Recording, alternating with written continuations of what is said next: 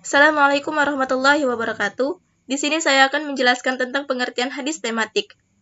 Hadis menurut bahasa mempunyai banyak arti. Di antaranya adalah jadid, yang artinya sesuatu yang baru.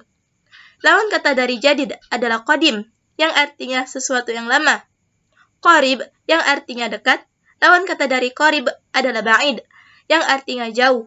Dan khabar, yang artinya berita.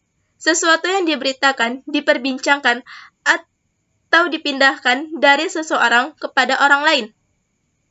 Sedangkan hadis menurut istilah, ada perbedaan pendapat antara ahli hadis dan ahli usul. Menurut ahli hadis, seluruh perkataan, perbuatan, dan hal ihwal tentang Nabi Muhammad SAW. Sedangkan menurut yang lain, ialah segala sesuatu yang bersumber dari Nabi, baik yang berupa perkataan, perbuatan, maupun ketetapannya. Sedangkan menurut ahli usul, hadis ialah semua perkataan, perbuatan, takrir Nabi Muhammad SAW yang berkaitan dengan hukum syara dan ketetapannya. Definisi hadis tematik. Hadis tematik atau dalam bahasa Arab yaitu maudu'in. Secara bahasa berasal dari kata maudu'un, yang merupakan isim maf'ul dari kata wada'ah, yang berarti masalah atau pokok permasalahan. Dan secara etimologi, kata maudu'in berarti meletakkan sesuatu atau merendahkannya, sehingga kata tersebut merupakan lawan kata dari al-raf'un atau mengangkat. Maka yang dimaksud dengan tematik atau maudu'in ialah mengumpulkan hadis-hadis yang terpecah-pecah dalam kitab-kitab hadis yang terkait dengan topik tertentu, kemudian disusun dengan sebab-sebab munculnya atau pemahamannya tentang penjelasan dan pengajian dalam masalah tertentu. Selanjutnya, saya akan menjelaskan tentang langkah-langkah pengajian hadis dengan metode tematik. Di antaranya, A. Menentukan tema atau masalah yang akan dibahas. B. Menghimpun atau mengumpulkan hadis-hadis yang terkait dalam satu tema. C. Melakukan kategorisasi berdasarkan kandungan hadis dengan memperhatikan kemungkinan perbedaan peristiwa wurudnya. D. Melakukan kegiatan iktibar. E. Melakukan penelitian sanad. F. Melakukan penelitian matan. G. Mempelajari tema-tema. H. Membandingkan berbagai syarah hadis. I. Melengkapi pembahasan dengan hadis-hadis atau ayat-ayat pendukung. J. Penyusunan hasil penelitian menurut kerangka besar konsep. Dan K.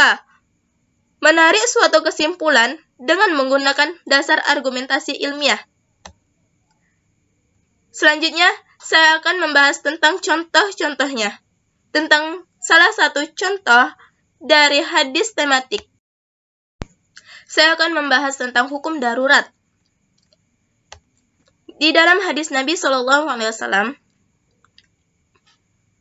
yang artinya bahwasanya Rasulullah SAW ketika mengutus Mu'adz ke Yaman bersabda, "Bagaimana engkau akan menghukum apabila datang kepadamu satu perkara?"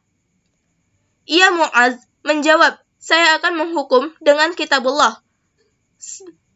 Beliau bersabda, "Bagaimana bila tidak terdapat kitabullah?" Di kitabullah. Mu'adz menjawab, "Saya akan menghukum dengan sunnah Rasulullah." Beliau bersabda, "Bagaimana jika tidak terdapat dalam sunnah Rasulullah?" Mu'adz menjawab, "Saya berijtihad dengan pikiran saya dan tidak akan mundur." Riwayat Abu Daud dalam sunannya nomor 3592 dan 3593. Hadis lain pun menyebutkan bahwa Rasulullah SAW mengutus Mu'adz ke Yaman. Maka beliau bersabda, "Bagaimana engkau menghukum sesuatu?" Mu'adz menjawab, "Saya akan menghukum dalam kitabullah." Beliau bersabda, "Apabila tidak terdapat dalam kitabullah?" Mu'adz menjawab, "Maka saya akan menghukum dengan sunnah Rasulullah SAW." Beliau bersabda, beliau kembali bersabda, apabila tidak terdapat dalam sunnah Rasulullah, Mu'adz menjawab, saya akan berijtihad dengan pikiran saya. Hadis riwayat Tirmizi dalam sunannya nomor 1327 dan 1328. Ketika ditakhrij hadis Mu'adz di atas dinilai oleh sebagian orang tidak sahih ataupun dhaif. Riwayatnya, baik riwayat Abu Daud maupun At-Tirmizi,